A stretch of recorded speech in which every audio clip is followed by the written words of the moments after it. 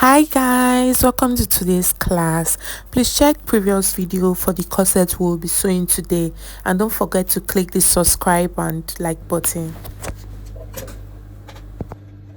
So now I've cut my pattern on my fabric. So this is one side. So I'm using two nets because I will be beading on top. So you can also use corset net, but if you use corset net doesn't really give like a relaxed look. So two gives a more relaxed look. And then I'm placing a fabric under, a nude fabric under, because I don't want the corset to be transparent. So if you're making a transparent corset, you can just skip the nude fabric you'll be putting under. And I'm using this light shade because the person is light skin. So this is for one side, and then this is the center front. So the first thing I'm going to do is I'm going to turn this raw edge here. To do that, I'm going to place this net under like this, and then I'm going to sew that down.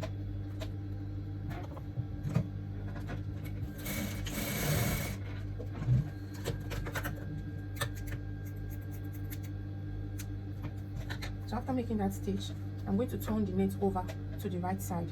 So the reason for doing that is just to turn this raw edge here.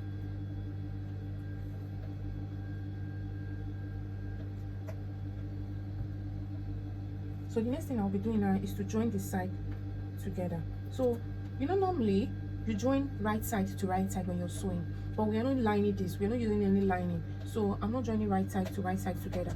So instead I'm joining the wrong side together. So I'll just put this like this and then sew this down.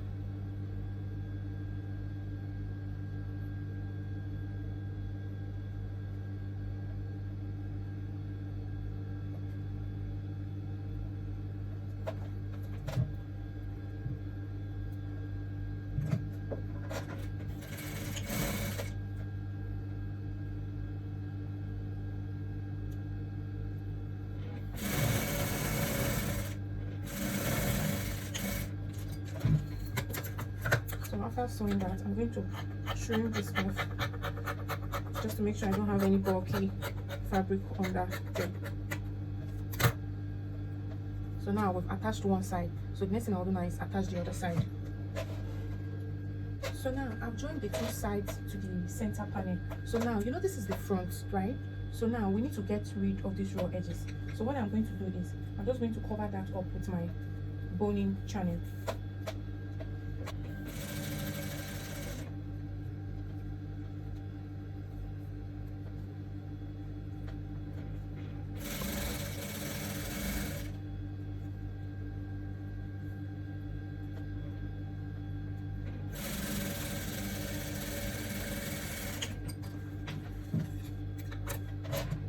So I've created this channel here. So the next thing I'll do now is do the same thing here, and then in the center front, and then I'll just put as much as I want. So now I've sewed my boning channels, and then I made a stitch around here just to hold all the fabrics in place. So the next thing we're going to do now is work on the cups. So this is the fabric for the cup, and then this is the lining for the cup.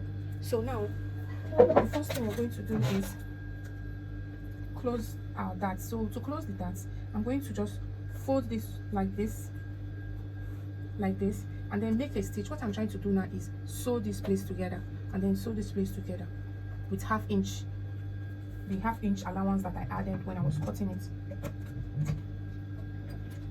So, and I'm running a straight stitch from that place down to this place.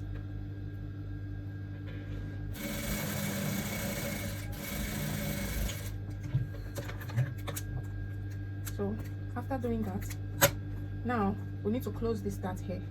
So I'll just fold this like this and then sew it to this edge here.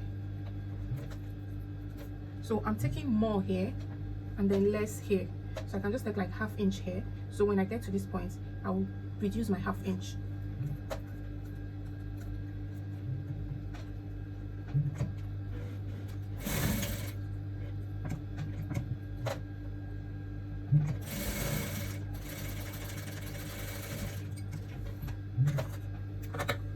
So after doing that, you will have something like this.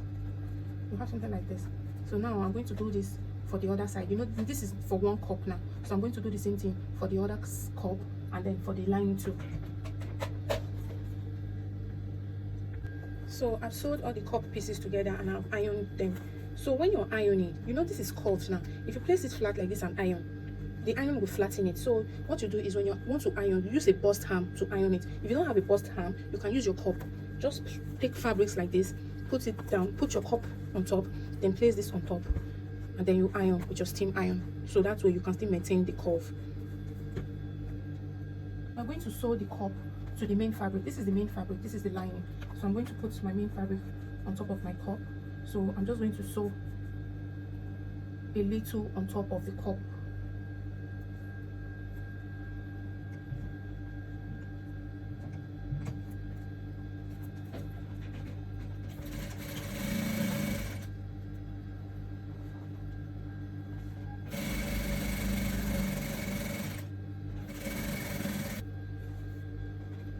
So now I've done the same thing for the other side. So the next thing I'm going to do now is place my lining on top of my cup like this, and then I'm going to sew the two together. I'm not sewing on top of the cup, I'm just sewing exactly where the cup ends.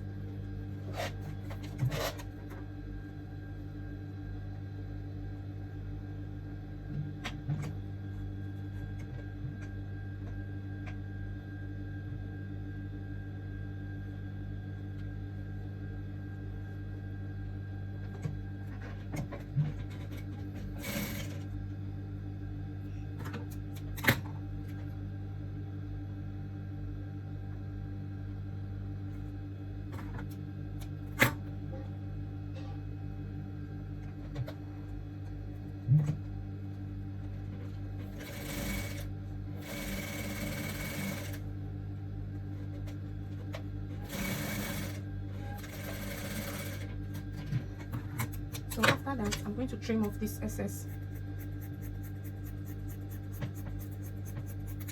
And then I'm going to fold the lining over to the back. I'm going to make sure it's folded properly because we don't want the lining to be showing here.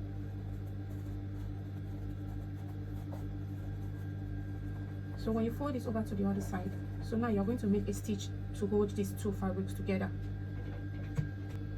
So I've made a stitch to hold the two fabrics together. So the next thing I'll do now is sew my cup to this fabric here. These two dots are aligning. This and this must align. You see the way it is now, it's not aligning. So meaning I'll have to lose that and make sure it aligns.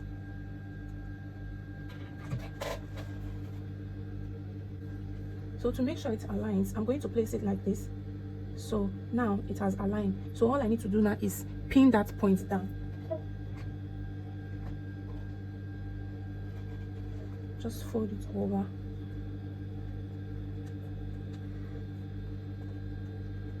And then pin it down. So now I'm going to sew.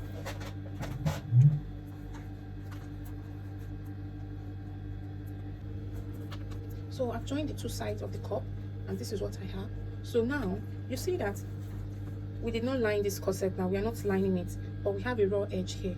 So we are going to cover this raw edge, and then that's where we're going to place our underwire.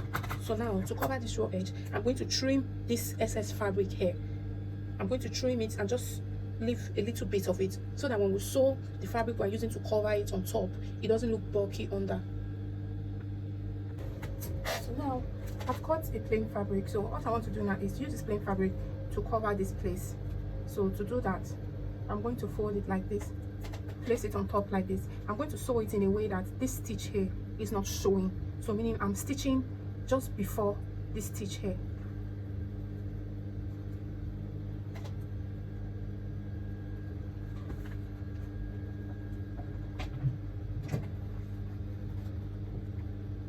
So after sewing the fabric on it, this is the fabric, I sewed it on the cup. You see my stitch is not showing here because I sewed it on this seam allowance. I sewed it on this seam allowance that is here. So after that, so what I'm going to do now is fold it and make sure it's like half an inch. And then now we're trying to use this fabric to cover this raw edge, right? So now I'm going to fold this, like this, and then sew all the way down. That's like round the cup. So if you know it will be difficult for you to be folding and sewing, so you can just fold, then you pin it down, then you fold, you pin it down, you fold, you pin it down. So as you're sewing, so now I've sewed it down. You see how neat it looks inside. Now this is the one I've sewed, so this is the one I've not sewed. So what we've done here, you do the same thing here. So you have something like this in the front. So you know we have a space inside here now. So what I'm going to do is pass my underwire through that space. So underwire are like very, very important for corset because it kind of gives the cup like a well-shaped look. So I'm going to pass my underwire through that space.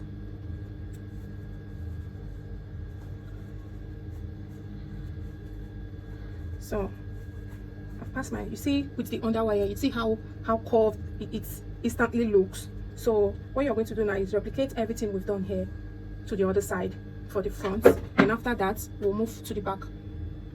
So now I've done the same thing for the other side. So this is what I have now. So the next thing I'm going to do now is attach the back. So this corset I'm making is for a dress. It's for a dress. So I've made the lower part. So this is the back. So now because it's a lace, I had to add interfacing. So meaning I will be lining the back.